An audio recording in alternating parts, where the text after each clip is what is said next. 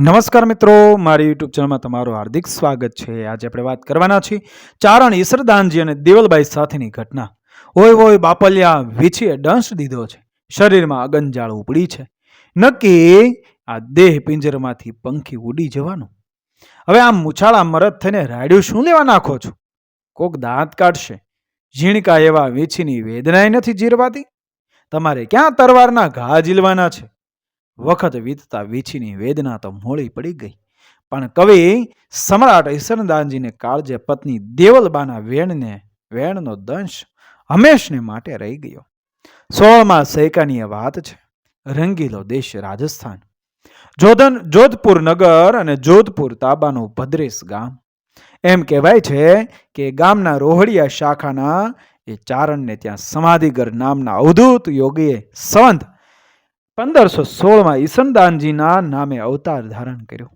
એક દિવસની વાત છે, અષાઢ મહિનાની એલી થઈ।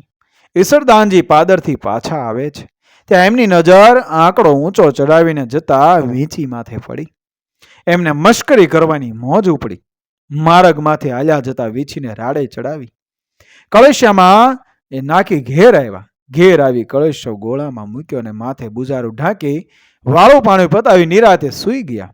સવાર થયું, દેવલબાઈએ ઉઠીને ઓહરીની ધારે સ્વામીને માટે ચાકડો નાખ્યો, પડખે પાણીનો કળશો મૂક્યો ને પછી પાણીયારે જઈ દાંતણ લેવા જેવો ગોળામાં હાથ નાખ્યો ત્યાં તો રાત બધી અકળાયેલા વીછુડે ઉપરા ઉપરી 2-3 દઈ દીધા। દેવલબાઈએ કાળી ચીસ નાખી, અરર મારી મરી જાય। કાળા વીછુડે દંશ દીધો, અંગમાં અગન ઝાળ ઉપડી છે। ત્યાં તો મોઢા પર સ્મિતની રીછડી રમાડતા રમાડતા ઈસરદાનજી ઢોકળા આવીને બોલ્યા કે વીછીની વેદના એવી થોડી વહેમી હોય છે, આમ નાના છોકરા ઘોડે બોકા શું લેવા નાખે છે? કોક સાંભળશે તો દાંત કાઢશે દાંત। અને દેવલબાઈ સ્વામીની વાતનો તાગ પામી ગઈ। સ્વામીનાથે જૂની વાત યાદ રાખીને એ વીછીની વેદના નીપજાવી છે। ઈસરદાનજી સામે દયામણી નજર નોંધીને દેવલબા બોલ્યા, સ્વામીનાથ, આ ઠાકરિયા વીછીનો આંકડો છે, હવે મારી નાડ્યું તૂટે છે, શ્વાસ રૂંધાય છે, આંખે અંધારા આવે છે, ઝટ લઈને ઘીનો દીવો કરો દેવ, તમારી સેવા કરવાનું સ્વપ્ન અધૂરું રહ્યું।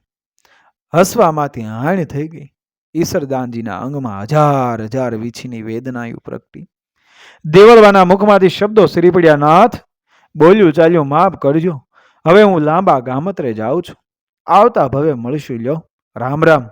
આટલું બોલતાની સાથે દેવલબાના દેહમાંથી પંખી ઉડી ગયું। પત્નીના વિયોગનું દુઃખ ઈસરદાનજીનું કાળજું કોરી ખાવા લાગ્યું। આ વિયોગની વ્યથા ભૂલવા ઈસરદાનજીએ ભગવાનની ભક્તિમાં મન પરોયું। કથા કહે છે કે એકવાર ઈસરદાનજી પોતાના કાકા અસા બારોટ સાથે ગુજરાતમાં ફરતા ફરતા એ ગિરનારના ડુંગર માથે ગયા।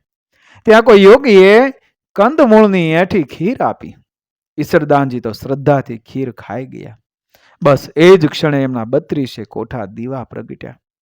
જોગીની કૃપાથી અજ્ઞાનરૂપી અંધારું દૂર થઈ ગયું। જીભ પર માં સરસ્વતીના બહેણા થયા। એમની કલમ માથે માં શારદાના ખમકારા સંભળાવા માંડ્યા। હિમાલયને ડોલાવે એવો બુલંદ અવાજ, ભગવાન શંકરની સમાધિને છોડાવે એવી એમની કવિતાનો ચોતરફ જય જયકાર થવા લાગ્યો।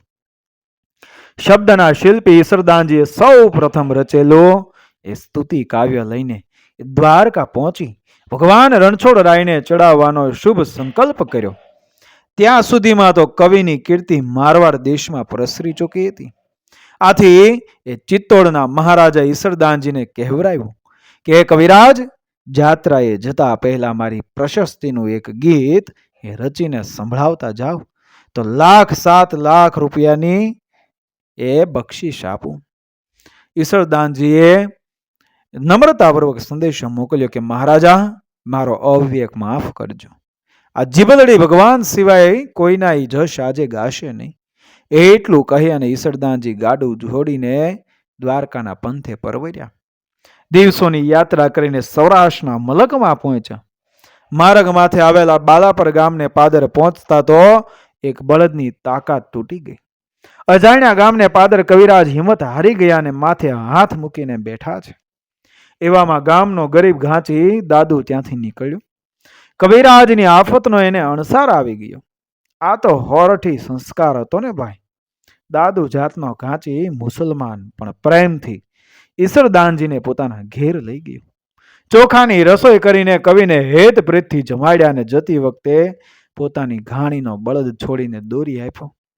ત્યારે ઈસરદાનજીનું અંતર દિલાવર દિલના ગરીબ મુસલમાન દાદુને માથે ઓળઘળ થઈ ગયું. ચિત્તોડના મહારાણાના લક્ષ પસાવને લાત મારીને એમની પ્રશસ્તિ ગાવાની ના પાડનાર કવિના દરિયાઓ દિલમાં આજ મોજના મોજા ઉછળવા માંડ્યા. ત્યારે મહારાણાનો લક્ષ પસાવે પડી રહ્યો. દ્વારકાના રાજા રણછોડરાય રહી ગયા અને દુહાના અભિષેક વડે ઈસરદાનજીએ દાદુ ઘાંચીને નવરાવી દીધો. લોક સાહિત્યનું સમાલોચનમાં એ મેઘાણીભાઈ અને પોતાની શોધ યાત્રામાં શ્રી રતુદાન રોહડિયાએ આ મોતી જેવા દુહા નોંધ્યા છે. ચિત્તોડે મન ચળ્યું નહીં લાખું દેતા દામ, બાંધ્યું બાલા ગામ દાણો પાણી દાદવા, દાણો પાણી દાદવા. અરે કવિરાજ, હું તો નાચી જ ઘર ઘણી મુસલમાન છું, મારો જશ ગાયને મને શરમાવોમાં. ત્યારે ઈસરદાનજીનું હૈયું હાથ ઝાલ્યું રહેતું નથી અને એ કહે છે કે સોજા જેના શીલ એના વર્ણ કાવ વચારીએ, પ્રહલાદે પવિત્ર નકે દાન હૂતો દાદવા, દાન હૂતો દાદવા. હે દાદુ, જેના ચારિત્ર્ય સુંદર છે તેના વર્ણને કોમને સીધ વિચારીએ. પ્રહલાદ દાનવ હતો છતાં ક્યાં પવિત્ર નહોતો. સવરણ કવરણ નોય, મર કવરણ ઘર ઉછર્યો કરણ, કોયલ કસદ ન હોય કસદે પાળી દાદવા. હે દાદુ, કરણ છોને સુવર્ણ કુવર્ણ સૂતને ઘેર ઉછેર્યો છતાં તે જાતવંત હતો. કોયલને છોની કુત્સિત સાદવાળી કાગડી ઉછેરે છતાં કોયલ કદી કર્કશ અવાજવાળી થતી નથી. ઉકાળિયા અપર મીઠપ અધિકેર મિલે, માગે માગણ હાર દૂધ વધાવે દાદુઓ. જેમ અદકું ઉકાળવાથી દૂધની મીઠાશ અદકી થાય છે, તેમ સંકટ પડે દાદુ પણ અધિક ઉદાર થતો જાય છે. માટે હે કવિ લોકો, તમે દાદુને જ યાચો કે પછી ઈશ્વર ભજવનમાં લીન બનેલા કવિરાજ ભક્તિરસની ગંગા વહાવીને હરિરસ નામના અમર ગ્રંથની રચના કરી અને ઈસરદાનમાંથી ઈસરદાસ બન્યા. એમ કહેવાય છે કે ઈસરદાનજીના હાકલે હરિ પણ 1000 થતા. કથા કહે છે કે 107 વર્ષનું આયુષ્ય કર્મ ભોગવીને સંવંત 1622ના ચૈત્ર સુધી નોમને બુધવારે એ ઈસરદાસજી ઘોડે બેસીને દરિયાદેવને ખોળે સમાઈ ગયા. આજે નથી ઈસરદાસજી કે આજે નથી એક ગરીબ દાદુ. ચારણી સાહિત્યને પાને કોમા એકલાસનું અજોડ ઉદાહરણ હંમેશને માટે એ અમર બની ગયું છે. મિત્રો, વિડીયો પસંદ આવે મારી ચેનલ સબસ્ક્રાઈબ કરો, ફોલો કરો, શેર કરો. મળી આવી જ ઘટનાને પ્રેરણાદાયક વાર્તાઓ સાથે આગળના વિડીયોમાં. બન્યા રહેજો મારી ચેનલ સાથે. જય શ્રી કૃષ્ણ, રાધે રાધે, જય મા ભવાની, જય ઈસરદાનજી.